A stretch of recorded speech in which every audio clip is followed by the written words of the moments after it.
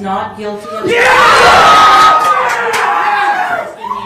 This man was only 14 years old when he was wrongfully sent to prison. At the time, the police tricked him into confessing, even though there wasn't enough evidence to convict him. But because of his confession, he was sentenced to 37 to 90 years in prison. While he was behind bars, he lost sight in one of his eyes. After spending 9 years in prison, he was finally released. Now, he plans to sue the officers involved in his case. But his parents don't agree with his decision. The person at the center of this story is Devin Sanford. He was accused of being involved in a case where 4 people were killed. A shooting had taken place near his home, leaving 4 people dead.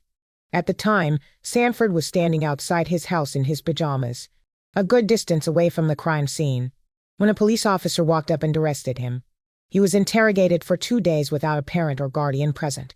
The police lied to him, saying they found blood on his shoes, claiming this tied him to the crime, and told him he could go home if he confessed. Eventually, Sanford gave a false confession. He made up a story about being involved, just so he could go home. In the end, he was sentenced to 37 to 90 years in prison.